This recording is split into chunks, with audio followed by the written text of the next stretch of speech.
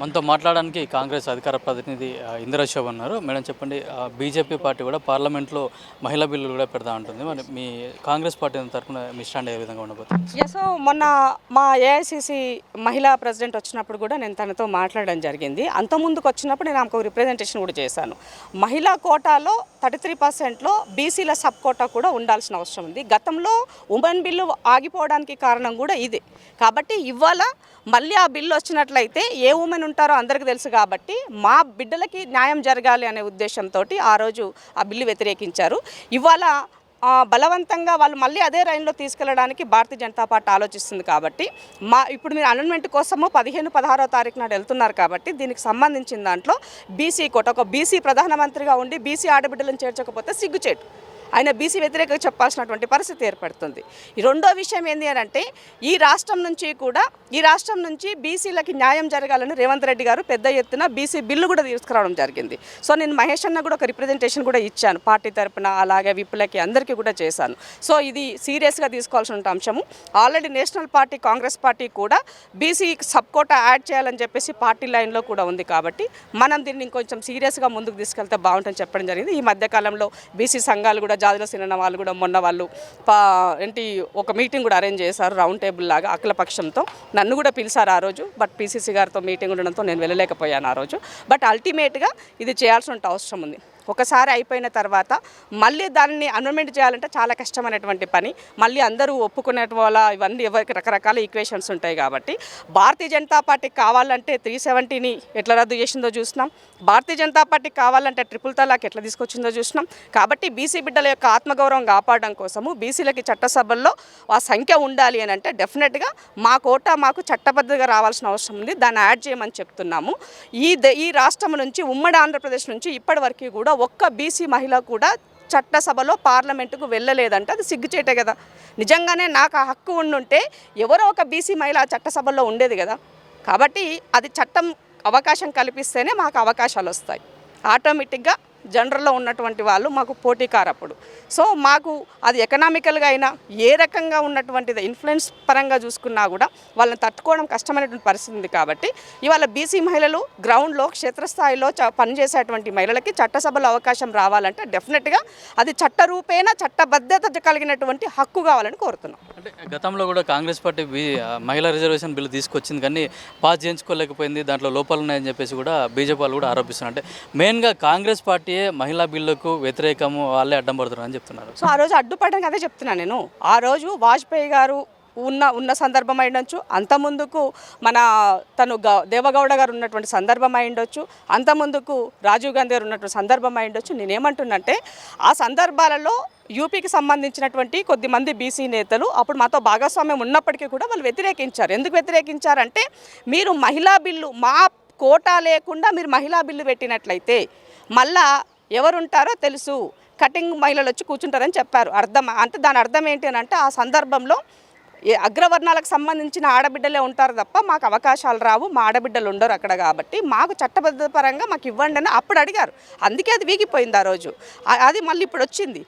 నువ్వు బీసీలకు చేస్తా అంటున్నావు కదా, దేశవ్యాప్తంగా జనగణ కునగలను అంటున్నావు కదా, మరి నా కోటా తెలుస్తుంది కదా, మరి నా వాటా ఇవ్వచ్చు కదా, దానికి ఏమున్నది అంటే నీలో చిత్తశుద్ధి లేదని కనబడుతుంది కదా. బనియా పార్టీ కాబట్టి బ్రాహ్మణులకు, అగ్రకులకు సంబంధించినటువంటి వాళ్ళకి, ఆధిపత్య వర్గాలకి మీరు కొమ్ము కాస్తున్నారు. కాబట్టి భారతీయ జనతా పార్టీ తన నైజాన్ని మార్చుకుంటలేదని చెప్తున్నాను నేను. అందుకనే పదే అదే మాట.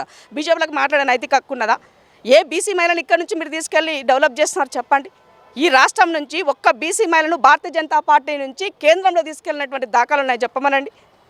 కాబట్టి ఏది న్యాయం, సామాజిక న్యాయం జరగాలన్నా, సమాజంలో ఉన్నటువంటి రుగ్మతల పట్ల సమతుల్యత రావాలన్నా అది కాంగ్రెస్ పార్టీతోటే సాధ్యం. అంటే ఖర్గే గారు కూడా మాట్లాడుతూ బీజేపీ వాళ్ళు, ఆర్ఎస్ఎస్ వాళ్ళు విషపాములు లాంటి వాళ్ళందరినీ చంపేయండి అని చెప్పేసి కూడా మన ఎన్నికల్లో ప్రచారంలో కూడా మాట్లాడండి. అంటే ఎందుకు మీరు అట్లా బీజేపీ వాళ్ళను, ఆర్ఎస్ఎస్ వాళ్ళని ఎందుకు చంపాలని మీరు రెచ్చగొడుతున్నారు? ఇప్పుడు వాళ్ళ భావజాలం గురించి మాత్రం ఖర్గే గారు మాట్లాడినారు. ఇప్పుడు ఈ దేశం అన్నప్పుడు ఈ దేశంలో సబ్బండ వర్గాలు, సబ్బండ జాతులతో మిళితమైనటువంటి నా దేశంలో అందరికీ సమాన హక్కు, సమాన వాటా రావాలని కోరుకుంటున్నాం. కాబట్టి రాహుల్ గాంధీ గారు నేనెంతో నీకంత వాటా అనే విధంగా ఒక లైన్ ఇచ్చారు ఇవాళ. సో ఇది కాంగ్రెస్ పార్టీకి ఉన్న చిత్తశుద్ధి. భారతీయ జనతా పార్టీ ఆ లైన్లో లేదు కాబట్టి వాళ్ళ భావజాలం ఏదైతే ఉన్నదో ఆ భావజాలాన్ని ఇవాళ ఒక వర్గానికే కమ్యూనల్ పాలిటిక్స్ వైపుకి తీసుకెళ్తూ ఆగం పట్టించే పరిస్థితిలో వాళ్ళు చేస్తున్నారు కాబట్టి ఆ యొక్క మతతత్వమైనటువంటి రాజకీయాలను చంపండి అని చెప్పారు. అంతే తప్ప వాళ్ళని చంపమన్నది ఉద్దేశం కాదు. అక్కడ అతను మాట్లాడినటువంటి చాలా క్లియర్గా క్లారిటీగా తన సుదీర్ఘమైన రాజకీయ అనుభవంతో రాజ్యసభలో అలాగే పార్లమెంట్లో ఎల్ఓపి లీడర్గా పనిచేసినటువంటి తన అనుభవం ఇవాళ పిసిసి పార్టీ ప్రెసిడెంట్గా ఏఐసిసి ప్రెసిడెంట్గా తను చెప్పినటువంటిది అక్షరాల సత్యం. దానికి ఈ దేశ ప్రజలంతా కూడా సమ్మతం కావాల్సినటువంటి అవసరం ఉంది. అందుకే ఇవాళ మా ఎన్ఎస్సిఏ ఫార్మేషన్ డే 50వ ఫార్మేషన్ డే కాబట్టి పిల్లలు స్టూడెంట్స్ అంటే రాజకీయాలు అనేవి యూనివర్సిటీలో వేదికగానే పుట్టాల్సిన అవసరం ఉన్నది. ఎక్కువ మొత్తంలో ఎన్ఎస్ఏ విద్యార్థులు రాజకీయాల్లోకి రావాలంటే ఇది సరైనటువంటి అవకాశం. మంచివాడు రాజకీయాలకు రాకపోతే చెడువాడు చెలరేగిపోతాడు కాబట్టి వానికి అడ్డుకట్ట వేయాలంటే మంచివాడు రాజకీయాలకు రావాల్సిన అవసరం ఉంది. అంటే స్వయంగా సీఎం రేవంత్ రెడ్డి కాంగ్రెస్ అంటే ముస్లిమ్స్ అంటే కాంగ్రెస్ పార్టీ అని చెప్పినప్పుడు బీజేపీ వాళ్ళు కూడా ఆ లైన్లో వెళ్తే మీకు వచ్చే నష్టం అంటే మీరు కూడా ఆల్టరేట్గా ఒక వర్గానికే కూడా మీరు మద్దతు ఇస్తున్నారు కదా. అది తప్పు. నేనేమంటా అంటే రేవంత్ అన్న చెప్పినటువంటి సందర్భంలో అప్పుడు ఆ సందర్భంలో తను చెప్పినటువంటి విషయం ఏంటి అని అంటే ముస్లిమ్స్ అంటే ఎక్కువ మీరు ఒప్పుకున్నా ఒప్పుకోకపోయినా ఏ పార్టీకి వాళ్ళు వెళ్ళరు, కాంగ్రెస్ పార్టీతోనే వాళ్ళు ఉంటారు. అది డే 1 నుంచి కూడా కాంగ్రెస్ పార్టీతోనే ఉంటారు. కాబట్టి మీరంటే కాంగ్రెస్ అని చెప్పినారు, తప్పెట్లా అవుతుంది? ఒక నాయకుడిగా తన ప్రజల కోసము ఓటుకు తన దగ్గరికి వెళ్ళినప్పుడు డెఫినెట్గా మీరు నా కుటుంబ సభ్యులే అని చెప్పినారు, తప్పేముంది దాంట్లో? ఏం తప్పు అవుతుంది? ఇప్పుడు మీరు మాట్లాడతలేరా హిందువులు మా కుటుంబ సభ్యులు, పోనీ మొత్తం అంటారు హిందువులంతా బీజేపీ వైపు ఉన్నారా? లేదు కదా, అన్ని పార్టీలలో హిందువులు ఉన్నారు. నేను హిందువునే, రేవంత్ అన్న హిందువే, మేము పొద్దున్న లేస్తే దేవుణ్ణి మొక్కుతాము, మేము పూజలు చేస్తాము, మేము ఉపవాసాలు ఉంటాము కదా. కానీ మాకంటే ఒక భావజాల వ్యాప్తి ఉన్నది, అందరూ బతకాలి అందులో మనం ఉండాలని. మరి నీ భావజాల వ్యాప్తి ఏమున్నది? ముస్లింనేమో రాజకీయాల కోసం రెచ్చగొడుతూ శత్రువుగా చూపిస్తున్నావు. నీ రాజకీయ అవకాశాల కోసము మహారాష్ట్రలో ఎంఐఎంలతో కలిపి కార్పొరేషన్ మేయర్ పదవి తీసుకుంటావు. ఇంకొక వెస్ట్ బెంగాల్లో అలాగే బీహార్లో కూడా అక్కడ నీ యొక్క భాగస్వామ్యంతో వాళ్ళ హెల్ప్ తీసుకుంటావు. దేశమంతా ఎక్కడ ఎన్నికలు వస్తే అక్కడ ఎంఐఎం అసదుద్దీన్ బాయ్ని ఆజావ్ బాయ్ మేరా సాత్రా అని ఆడ చెప్తావు ముచ్చట. మరి వీడికి వచ్చేసరికి ఎందుకు అంటే కమ్యూనల్ పాలిటిక్స్ మీ రాజకీయ అవకాశాల కోసమే హిందుత్వ ఎజెండాను ముందు పెట్టుకొని ప్రజల్ని మోసం చేస్తున్నారు. అందుకనే నేనేం చెప్తున్నంటే మీరు మేల్కోండి, హిందూ సోదరులారా మేల్కోండి. నీ వాడెవడు, నీతో ఎవడు ఉన్నాడు, నీకు ఏం ఉపయోగం జరుగుతుంది? భారతీయ జనతా పార్టీ ఈ దేశంలో అధికారం 12 సంవత్సరాల నుంచి కొనసాగుతూ నువ్వు ఇలా ఏం సాధించినావు? నీ ఆర్థిక వ్యవస్థ ఎట్లా ఉన్నది? నీ కుటుంబం ఎంత సుఖంగా ఉన్నది? నువ్వు ఆలోచించుకో. కాంగ్రెస్ పార్టీ కూడా చేస్తుంది అదే కదా, ఎన్నికల కోసం ఓట్ల కోసం మీరు కూడా వేరే మతాన్ని కూడా రెచ్చగొడుతున్నారు కదా. తమ రెచ్చగొట్టట్లే, ఇక్కడ అందరూ బతకాలి అనేది చెప్తున్నాం. అందుకనే మన సెక్యులర్ వాదం అని కూడా మేము చెప్తున్నాం పదే. వాళ్ళు అట్లా చెప్పట్లేరు కదా, చెప్పమని చెప్పండి ఎక్కడన్నా. ఇప్పుడు ముస్లిమ్స్ ఈ దేశంను ఏర్పడ్డ నాడే ముస్లింలు ఇందులో భాగస్వామ్యంగా ఉన్నారు కదా. మొత్తం అయితే నాది హిందూ దేశం ప్రకటించండి. మోదీ గారిని భారతదేశము హిందూ దేశము, ముస్లింలు హఠావో అని చెప్పండి, వెళ్ళిపోమని చెప్పానమండి. ఒక స్టేట్మెంట్ ఇవ్వమనండి నరేంద్ర మోదీ గారు. చెప్పగలుగుతారా మీరు? చెప్పలేరు కదా. మరి ఈ దేశంలో హిందూ, సిక్కు, ముస్లిం, బౌద్ధ, జైన వాళ్ళు ఇందులో భాగస్వామ్యమైనప్పుడు, వాళ్ళు ట్యాక్స్ పేయర్ అయినప్పుడు, వాళ్ళ జీవితాలకు వచ్చేసప్పటికి వాళ్ళకు కోతలు ఎందుకు విధిస్తున్నావు? వాళ్ళకు రిజర్వేషన్లు ఎందుకు వస్తున్నావు? ఈ రాష్ట్రంలో రేవంత్ రెడ్డి గారు బీసీ బిల్లు పెట్టి రిజర్వేషన్లు ముస్లింలతోన వాళ్ళు బీసీలో ఉన్నటువంటి బీసీలను రిజర్వేషన్లు యాడ్ చేస్తే ముస్లింలకు ఎట్లా రిజర్వేషన్లు ఇస్తామని కదా మీరు కొర్రి పెట్టింది ఇక్కడ.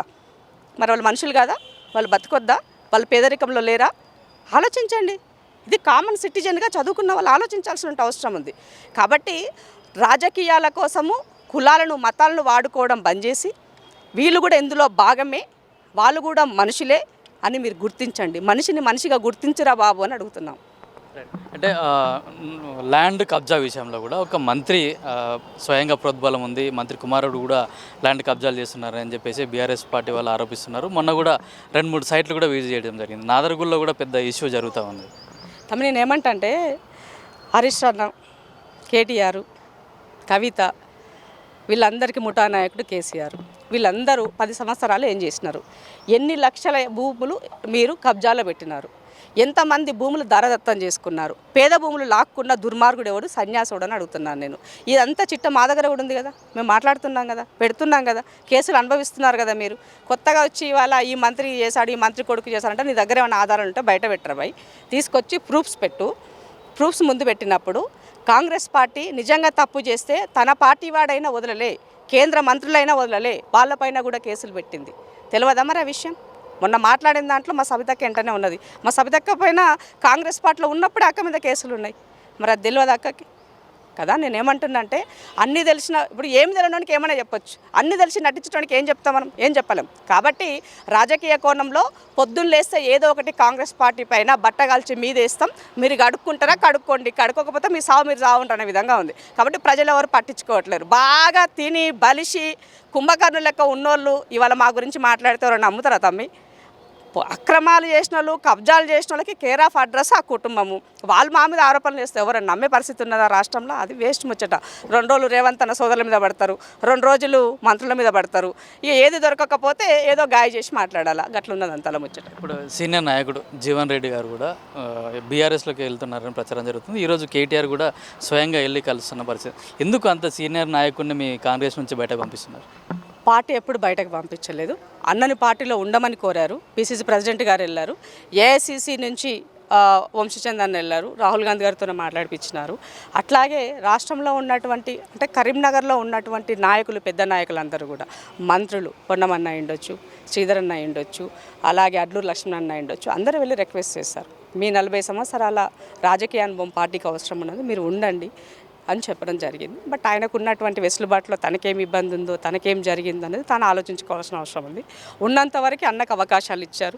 బ్రహ్మాండమైనటువంటి నాయకుడిగా ప్రజలతో నిత్యం ఉండేటువంటి వ్యక్తికి ఆయనకు ఆ గుర్తింపు ఉన్నది. రిజైన్ చేసిన తర్వాత ఖాళీగా ఉన్నప్పుడు ఎవరైనా అడుగుతారు. అట్లాగే కేటీఆర్ పోతుండొచ్చు.